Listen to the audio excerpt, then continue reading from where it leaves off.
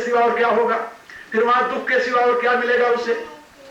इसलिए दुख से मुक्त होने के लिए भगवान ने बताया कि यस्मिन् गता न निवर्तन्ति भूय, जहां पहुंच करके तुम पुनः इस दुख के संसार में नहीं गिरोगे, उस स्थान की तुम तलाश करो।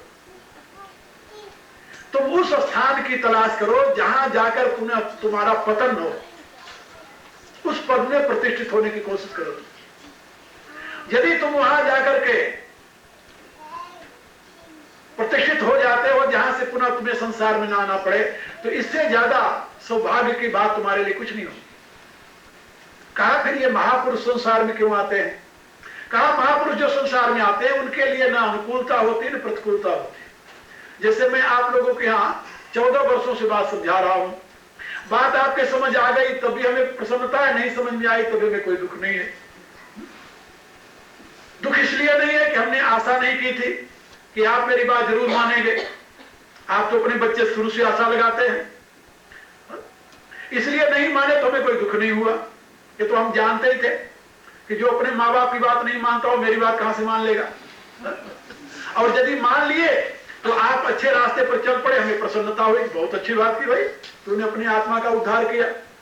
क्योंकि तुम्हारी आत्मा के डूबने से मुझे कोई हानि नहीं है, तुम्हारी आत्मा के उद्धार होने से हमें कोई लाभ नहीं है। लाभ तो तुम्हें है, हानि तुम्हारी है। तुम्हारी हानि लाभ की बात बताने के लिए मैं घूम रहा हूं, मेरा इतना ही प्रयोजन है और मेरा कोई प्रयोजन नहीं है। ये मनुष्य का हित हो, मनुष्य अपने उत्थान की दिशा में आगे चले, इसके लिए मैं घूम रहा हूं। या हमारे ऐसे बहुत से लोग घूमते हैं, उनका जगत से कोई प्रयोजन नहीं होता, जगत के हानि लाभ से कोई प्रयोजन नहीं होता। गीता में भगवान ने बात समझाई है, यस्त्वात्मरतिरेव स्यात् आत्मतृप्तस्य मानव आत्मनिएव संतुष्टो तस्य कार्यं न विद्यते। जो अपनी आत्मा में ही तृप्त है, आत्मा में ही संतुष्ट है, आत्मा में ही आनंद ले रहा, रमण कर रहा है, उसके लिए दुनिया का कोई काम आवश्यक नहीं होता। नहीं हो तस्य कृते नार्थो ना कृते ने कश्चन, क्योंकि ना चाह सर्वभूतेषु कश्चित् अर्थ विपाश्रय। उसके कुछ करने से कोई प्रयोजन नहीं है, न करने से कोई प्रयोजन नहीं है। हम करके बंधन में नहीं पड़ते और ना करें तो हमारे बंधन नहीं है। न करना पाप नहीं है, करना हमारे लिए पुण्य नहीं है, दोनों। इसलिए ना चाह सर्वभूतेषु कश्चित् अर्थ विपाश्रय, क्योंकि किसी से किसी प्रकार की आशा नहीं है। मूल बात है, जहां आपने आशा किया वहीं आप दुखी हो गए। तो कभी कभी इस प्रकार के जो महापुरुष हैं समाज में परमात्मा का काम करने के लिए, परमात्मा का ये काम परमात्मा का है, हमारा नहीं।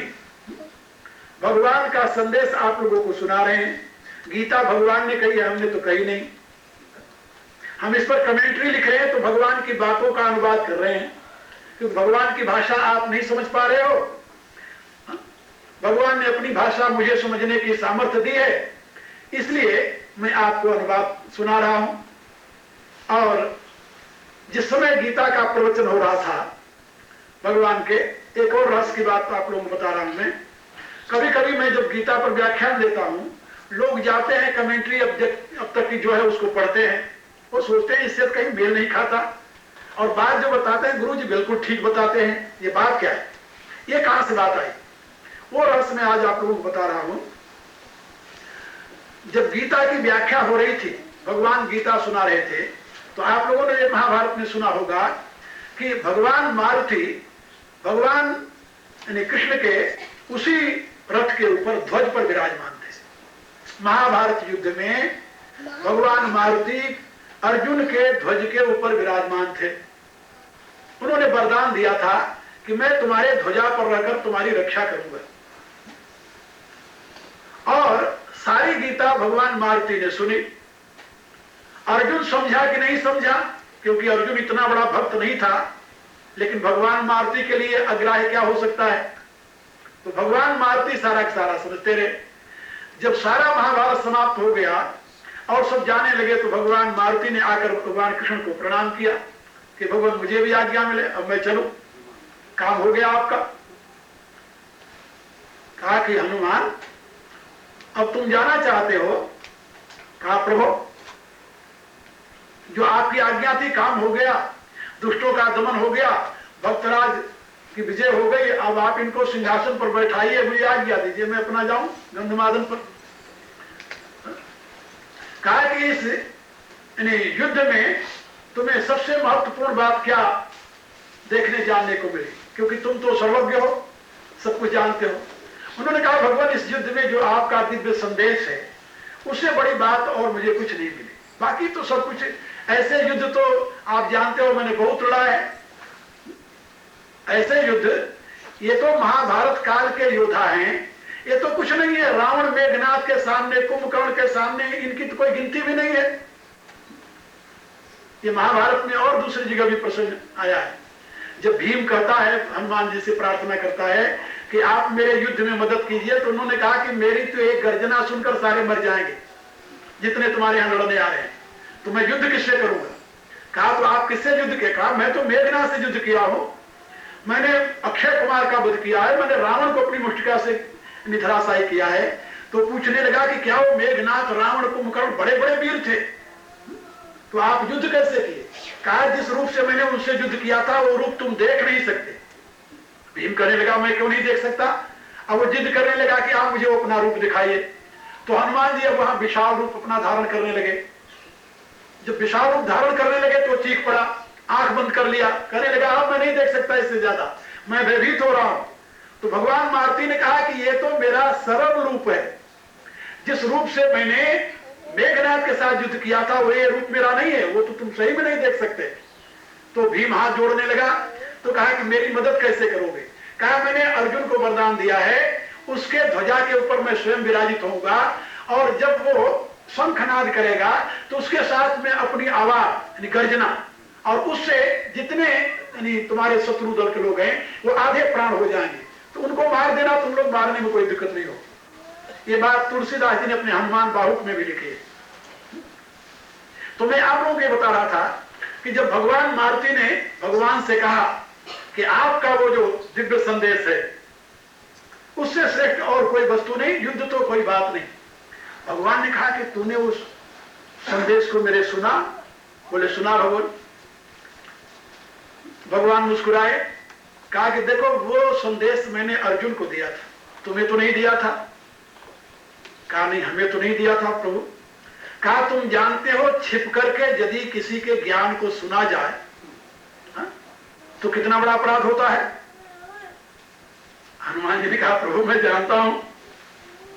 कहा तो तुम मेरा ज्ञान, मेरा उपदेश छिप करके सुने हो, क्योंकि दे तो रहा था मैं अर्जुन को, सुना तूने तो छिप करके सुना है, इसलिए एक बहुत बड़ा अपराध है। कहा तो प्रभु इस अपराध का दंड सेवक को जो आज्ञा हो। कहा कि जो दूसरे का ज्ञान छिप करके सुनता है वो पिशाच योनि को प्राप्त होता है। कहा अब तुम्हें भी वही उसका दंड मिलेगा। कहा प्रभु तो हमें तो पिशाच योनि से कोई लेना देना नहीं, लेकिन मैं पिशाच योनि में जाकर करूंगा क्या? तो भगवान ने कहा कि पिशाच योनि में जाकर के तुम जो कुछ सुना है उसको ज्यों का त्यों कमेंट्री करके, उसकी व्याख्या करके मृतलोक के वासियों को दे देना, क्योंकि ये सही बात जो है ये सब नहीं समझ पाएंगे। व्यासदेव ने स्वयं लिखा है कि गीता के ज्ञान को सही बात तो भगवान जानते हैं, दूसरा अर्जुन थोड़ा जानता है, और तीसरा संजय सुना है वो जानता है कि नहीं जानता है, केवल रिपीट ही करता है, ये नहीं कहा जा सकता। तो भगवान मारुति तो सर्वज्ञ है, तो उन्होंने वो ज्ञान प्राप्त किया और उन्होंने एक भाष्य लिखा गीता के ऊपर जिसका नाम है हनुमत पैशाच्य भाष्य।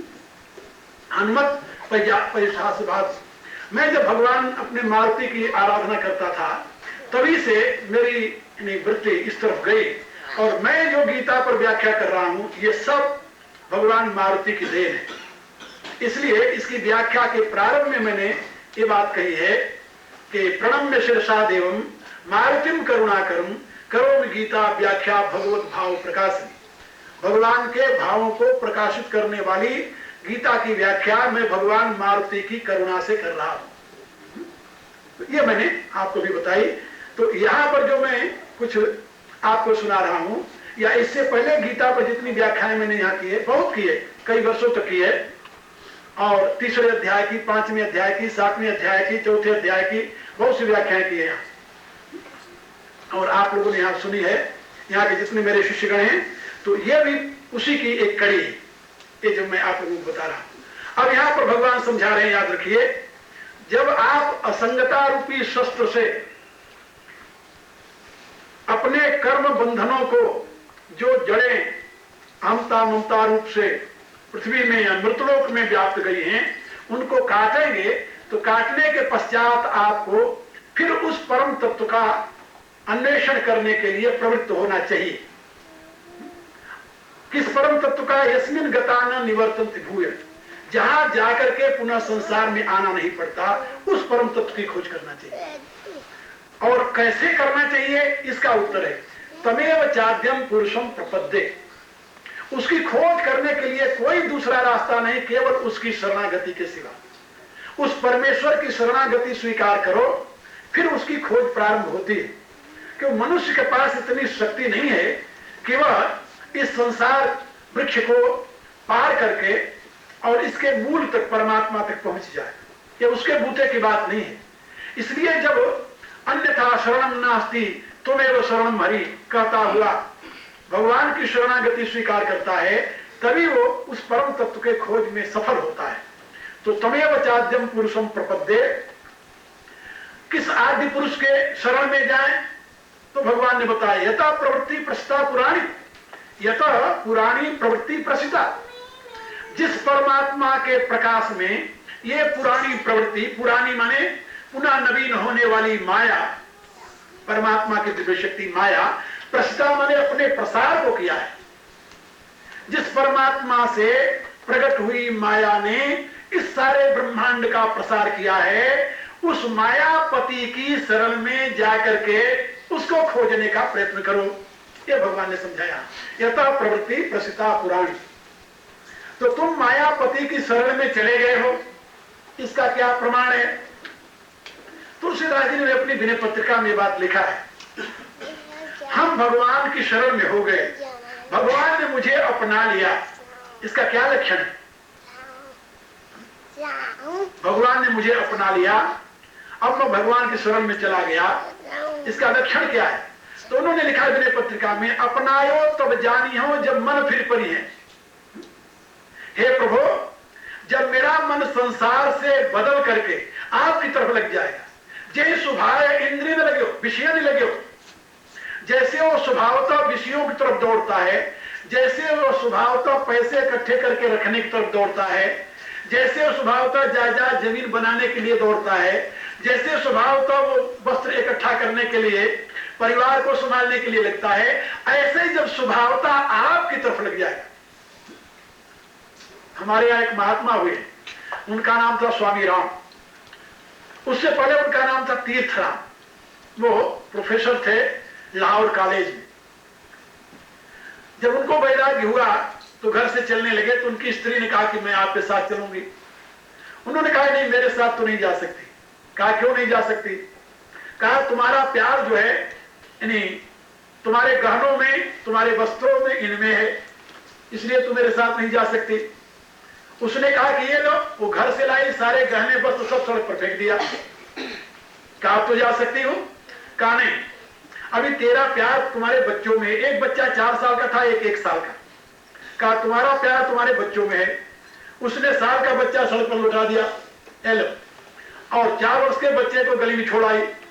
कहा अब तुम्हें आपके साथ जा सकती हूं? उन्होंने कहा ठीक है। कुछ दूर गए तो कहा कि नहीं, तुम मेरे साथ नहीं जा सकती। कहा क्यों नहीं जा सकती हूं? कहा इसलिए नहीं जा सकती कि तेरा प्यार मेरे में है। मेरे में है तो मैं तो जा रहा हूं सन्यासी बनने, तो जब मैं सन्यासी बनने जा रहा हूं तो तू सन्यासी बनने वाले पति के साथ कैसे जा सकती है? कहा पति गुरु भी तो होता है। कहा गुरु होता है पति, तो तुम मुझे पति मान करके चल रही हो या गुरु मान करके? अब वो मौन हो गई। सोचा, उसने कहा नहीं, मैं आपको गुरु मानकर आपके पीछे चलेंगे। कहा फिर तो तुम ये कहो कि राम तीर्थ मर गया, तीर्थराम मर गया, कहो तुम। अब वो कैसे कहे तीर्थराम मर गया? इसके लिए तो मुसीबत आ गई। कहा यदि नहीं कर सकती तो इसका अभिप्राय तो मुझे भी पति मानती है। सन्यासी तो मरा हुआ होता है, तुम्हें पता नहीं है? अब उसने हिम्मत की और कह दिया, उसने कहा फिर अब चलो, साथ लेकर चले गए। एक उनका भांजा था, वो भी उनका शिष्य था। अब वो पत्नी, भांजा और वो, ये तीनों पहुंच गए टिहरी। पहले गए गंगा, हरिद्वार ऋषिकेश पार करते करते गंगोत्री जा रहे थे, तो टिहरी में पहुंच गए। तो टिहरी जब पहुंचे तो वो देखते थे कि रोज ये लोग खाने पीने की व्यवस्था कर लेते हैं। तो उन्होंने अपने शिष्य को बुलाया, कहा भाई ये खाने पीने की व्यवस्था तुम लोग कहां से करते हो रोज? कहा भगवान अपने साथ कुछ पैसे हैं। कहा कितने पैसे? कहा भी बताता हूं। वो गिना तो उस समय विक्टोरिया का जमाना था, भारत में राज्य था, तो 100 रुपए विक्टोरिया के चांदी वाले थे, 100 रुपए। उसने कहा कि गुरुदेव 100 रुपए मेरे पास हैं, 100 रुपए में तो अपन वर्षों तक खाते रहेंगे, 3 आदमी है, खाएंगे कितना? 1 रुपए का उन दिनों यानी 16 घड़ी तो गेहूं बिकता था, तो कितना खाएंगे आखिर? तो उसने कहा कि 100 रुपए है मेरे पास। कहा 100 रुपए है? बोले अरे आप पगले, अपन सन्यासी बनने चले हैं, तो सन्यासी बनने चले तो रुपए के भरोसे नहीं जाता। राम का भरोसा है या रुपए का? इसका अभिप्राय तुम्हें राम पर भरोसा नहीं है। यदि रुपए के भरोसे तुम चले हो सन्यासी बनने, तो तुम्हारे राम का भरोसा नहीं है। अब वो मुंह देखने लगा, कहा नहीं है। कहा राम का भरोसा है तो रुपए गंगा जी को भेंट कर दो। उसने उठाई 100 रुपए की थैली, चांदी वाले रुपए थे, कमर में बांध कर लोग बसनी में चलते थे, शायद देखा होगा पुराने जमाने में। तो उसने चांदी के रुपए 100 बसनी खोली, खोल करके गंगा जी में डाल दिया, ये लो। कहा अब तुम राम के भरोसे हुए हो, अब तुम राम के भरोसे हुए हो। रुपए के भरोसे से राम का भरोसा बड़ा है। अब देखो राम क्या करते हैं। अभी तक रुपए से जो तुम लोग करते थे वो तुम्हारी व्यवस्था थी, अब राम की व्यवस्था देखो। ऐसा कह करके वो तीनों बैठ गए गंगा किनारे। अब गंगा किनारे जब बैठ गए, वहां पर तीनों ध्यान करने लगे। वो तो अपने ध्यान में मस्त थे, गंगा की लहरें देख रहे थे, ध्यान कर रहे थे। उनकी स्त्री और वो भांजा जो शिष्य था वो भी वहां करने लगा। दिन भर बैठे रहे। अब गंगा जल पी लिए, कोई पूछने नहीं आया।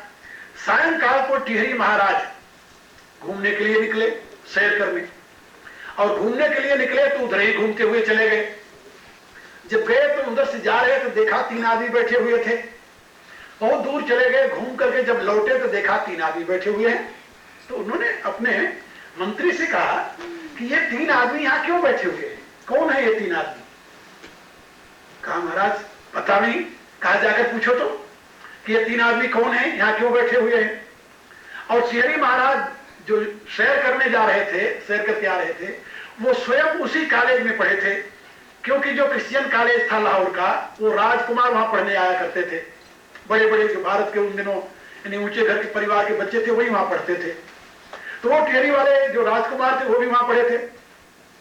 तो जब वो मंत्री गया पूछने के लिए तो वो तो ध्यान में बैठे हुए थे, और उनका वो शिष्य जो था वो बगल में, उसने पूछा भाई कैसे आए? कहा कि मैं यहाँ टिहरी महाराज का दीवान मंत्री। कहा फिर? कहा हम आप लोगों का पता लगाने आए कि आप लोग हो कौन और यहाँ किस लिए बैठे हो, और ये तेजस्वी पुरुष कौन है? कहा ये मेरे गुरु हैं और ये मेरी गुरु माता जी हैं, मैं इनका शिष्य हूं। कहां से आए हो? कहा हम लाहौर से आए हैं। कहा तो ये गुरु जी आपके कौन हैं? कहा ये तीर्थराम गोस्वामी। तीर्थराम गोस्वामी बोले हाँ।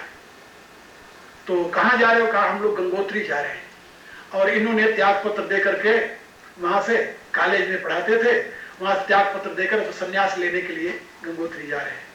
वो लौट कर गया और राजा से बताया को तीर्थराम गोस्वामी हैं, लाहौर कॉलेज के, अच्छी कॉलेज के, क्रिश्चियन कॉलेज के, और वो सब त्याग करके जा रहे हैं गंगोत्री संन्यास लेने।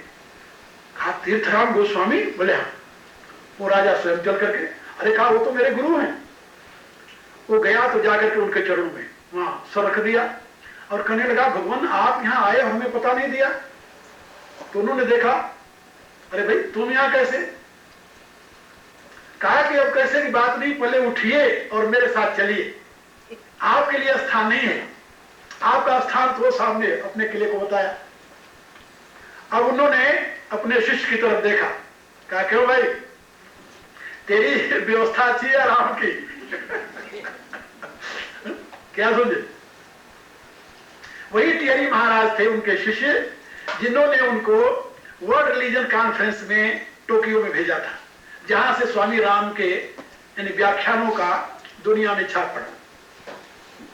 तो मेरे कहने का अभिप्राय कि जब आदमी पैसे के सहारे सन्यासी बनता है या भगवान की शरण में जाता है, तब वो भगवान की कृपा का भाजन नहीं बनता, क्योंकि कृपा तो एक ही की होगी, या पैसे की ले लो या भगवान की ले लो।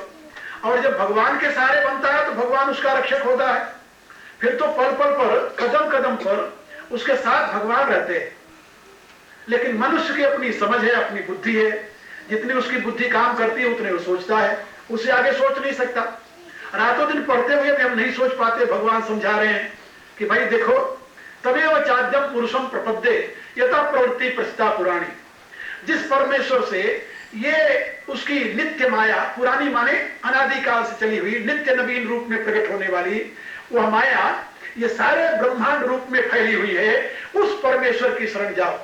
तुलसीदास जी ने अपने कवितावली रामायण में एक पद लिखा है कि जाके बिलोकत लोकप हो, अशोक बसे सुरलोक सुठोरे, सो कमला तज चंचलता करी कोटि कला रिझवे सुरमोरे। ताको कहा है कहे तुलसी तू लजातन मांगत कुकर कौरे। तुलसीदास जी कहते हैं कि जिस लक्ष्मी के देखने से एक जंतु भी लोकपाल बन जाता है, वह महालक्ष्मी जिसके चरण में हमेशा बैठकर जिसका पांव दबाती रहती है, और उस परमेश्वर का भक्त कहा करके और तू लोगों से टुकड़े मांगते समय लज्जा नहीं आती तेरे को? ताको कहा है कहे तुलसी तू लजातन मानत कुकर कौरे। जानकी जीवन को जनहे जल जा हो सो जीव जो जाच कौरे। उस परमात्मा का भक्त होकर के यदि तू दूसरे से अपनी पूर्ति की चाह रखता है तो तुम्हारी जीवा जल जानी चाहिए। मेरे कहने का प्राय कि जिसको परमात्मा में आस्था है उसको अपने लिए दुनिया से क्या चाहिए, क्योंकि वो तो त्रिभुवनपति का दास है, इसीलिए वो मगन रहता है, मस्त रहता है। एक सज्जन मेरे पास एक बार आए, करोड़पति सज्जन थे, तो मेरे से कहने लगे कि स्वामी जी कोई इच्छा हो तो मेरे से कहना, कोई जरूरत हो, इच्छा हो तो मेरे से कहना। तो मैंने उनसे पूछा, हम कहा तूने अपनी इच्छा पूरी कर ली? कहा मेरी इच्छा तो पूरी नहीं हुई। हम कहा पगले फिर मेरी इच्छा तो कैसे पूरी करेगा? जो अपनी इच्छा पूरी करने में असमर्थ है वो मेरी इच्छा कैसे पूरी करेगा? और मेरे लिए अपनी इच्छा कौन सी धरी हुई है? हम कहा तुम्हें पता है कि मेरा कोई स्थान नहीं है। उन दिनों मैं नंगे रहता था और घुमा करता था। कहता हाँ। हम कहा तुम्हें पता मैं वस्त्र नहीं पहनता? बोले हाँ। हम कहा तुम्हें भी पता है कि मैं भिक्षा मांग करके एक घर से एक रोटी लेकर खाता हूं? कहते ये सब तीनों पता है। हम कहा लेकिन तुम्हें यह भी पता है कि जिसके पास घर न हो, खाने का ठिकाना न हो, पहनने का वस्त्र न हो, उसको दुनिया में क्या कहते हैं? अब वो संकोच बस बोला नहीं बेचारा। हम कहा बताओ उसे क्या कहते हैं? कहता है स्वामी जी आज जानते। हम कहा उसको कहते हैं दरिद्र। तो क्या तुम मुझे दरिद्र कह सकते हो? वो कहता है आपको कौन दरिद्र कह सकता है? हम कहा क्यों? कारण क्या? ये तीनों चीजों के अभाव में व्यक्ति दरिद्र कहा जाता है, और ये तीनों मेरे पास नहीं है, मैं दरिद्र क्यों नहीं? ये तू समझा क्यों नहीं हो? इसलिए नहीं, इन तीनों चीजों का अभाव नहीं है। ये तीनों चीजें नहीं होना अभाव नहीं है। इन तीनों चीजों की मुझे चाह नहीं है। यदि मुझे चाह होती तो चाह चमारी चूहरी तू नीचन की नीच, हो तो पूर्ण ब्रह्म था तू ना होती बीच। तो चाह ने भगवान को इंसान बनाया, और चाह चली गई तो इंसान भगवान बन गया। क्या समझे? चाह जो है, इच्छा, कामना, इस कामना ने ही इंसान को, भगवान को इंसान बना रखा है। और जिस दिन ये कामना उसकी नष्ट हो गई, उस दिन वो इंसान से भगवान बन जाएगा। जाग को कछु न चाहिए सो साहन को साह, चाह गई चिंता मिटी बनवा बेपरवाह। तो संसार की चाह यदि है तो परमात्मा की चाह भी बड़ी दूर है। इसलिए भगवान ने कहा कि उस मायापति के शरण में जाने की कोशिश करो। यदि तुम माया से मुक्त होना चाहते हो तो तमेव चाद्यम पुरुषम प्रपद्ये यथा प्रवृत्ति प्रस्ता पुराणी। अब कैसे पता चले कि उसकी शरण में हम चले गए? तो भगवान आगे लक्षण बता रहे हैं, निर्मान मोहा जित संग दोषा अध्यात्म नित्या विनिवृत्त कामा। तुम्हारा मान मत और मोह विपरीत ज्ञान। मान किसे कहते हैं? दर्प को। और मोह किसे कहते हैं? विपरीत ज्ञान को। तुम्हारा विपरीत ज्ञान खत्म हुआ कि नहीं? तुम्हारा घमंड चूर हुआ कि नहीं? खत्म हुआ कि नहीं? यदि तुम्हारा दर्प खत्म हो गया, घमंड खत्म हो गया है, तुम्हारा विपरीत ज्ञान खत्म हो गया है, तब तुम भगवान की शरण में हो। याद रखो। कहा अभी तो नहीं गया, कहा तो अभी भगवान की शरणागति दूर है। निर्मान मोहा जित संग दोषा। आसक्ति के दोषों को तूने जीत लिया कि नहीं? आसक्ति से उत्पन्न होने वाले दोष है, उन दोषों को तूने जीता है? यदि नहीं जीता तो अभी भगवान की शरण में तुम नहीं गए। निर्मान मोहा जित संग दोषा अध्यात्म नित्या। क्या तुम्हारी निरंतर आत्मा में स्थिति बनी रहती है? यानी परमात्मा के ही चिंतन में तुम लगे रहते हो? कहा ऐसा तो नहीं हुआ। कहा तभी भगवान की शरण में नहीं गए। विनिवृत्त कामा। तुम्हारी कामनाएं समाप्त हो गई। या कौन सी कामनाएं? अपने स्वार्थ। हमने एक जगह ये बात कही है कि जब व्यक्ति अपने लिए कुछ नहीं चाहता तभी वो समाज के काम का बनता है। तुम दुनिया का हित कब कर सकते हो? जब तुम्हें अपने लिए कुछ नहीं चाहिए तो। यदि अपने लिए भी कुछ चाहिए तो तुम दुनिया का भला नहीं कर सकते, दुनिया कल्याण नहीं कर सकते। याद रखो। और जब तुम्हें अपने लिए कुछ नहीं चाहिए तो दुनिया के लिए तुम बहुत कुछ कर सकते हो। दुनिया तुम्हें सर पर रखे। तुम्हारा जीवन दुनिया का जरूरत बना है कि नहीं बना है? यदि तुम्हारा जीवन दुनिया की जरूरत बन गया है तो तुम भगवान के हो, इसमें कोई संदेह नहीं। और यदि तुम्हारा जीवन अभी तुम्हारी जरूरत पूर्ति में लगा हुआ है तो भी तुम भगवान के नहीं बने। ये क्राइटेरिया है, लक्षण है। तो यहां पर विनिवृत्त कामा। तुम्हारी कामनाएं शांत हो गई कि नहीं हुई? यदि नहीं हुई तो भी भगवान की शरण में नहीं गए। द्वंद्व मुक्ता। तुम द्वंद्वों से ऊपर उठ गए कि नहीं? सुख और दुख के अनुभूति से ऊपर उठ गए कि नहीं? और तुम्हारे से मूढ़ता सदा के लिए समाप्त हो गई कि नहीं? यदि नहीं हुई है तो अभी तुम भगवान की शरण में नहीं पहुंचे हो। और यदि हो गई है तब तुम भगवान की शरण में हो। इसकी व्याख्या कल होगी शाम। यहां नित्य प्रति 7:30 से 8 बजे तक क्लास लगती है। क्लास लगती है मेडिटेशन की, वो इंग्लिश में होती है। और उसके बाद मैंने निश्चय किया है कि नित्य प्रति उसके साथ ही मैं थोड़ी देर तक इंग्लिश में लोगों को यानी अपने विचारों का सारांश भी सुनाया करूंगा। half an hour meditation class, and after that half an hour, about half an hour, I will give my talk in English from tomorrow daily. So 1 hour, and those people will get benefit जो यानी अंग्रेजी हिंदी नहीं जानते, those who are not knowing Hindi, and they will be. And after that 1 घंटे तक हम गीता के 15वें अध्याय की व्याख्या आप लोगों को सुनाएंगे। और ये क्रम चलेगा हमारा 1 नवंबर तक ये हमारा क्रम चलेगा, या 31 तक, ऐसे 31 या 1 तक चलेगा। ये अब जितने दिन में पूरा होगा ये आप लोग समझेंगे, देखेंगे कितने दिन में पूरा होता है। और आप लोग यदि आप रुचि रखते हैं, इसमें रस लेते हैं, मेरी बात कुछ समझ में आती है, जीवन में उतारते हैं कि नहीं, ये मैं नहीं कहता आप लोगों से, क्योंकि ये तो मैं आपसे नहीं रखता।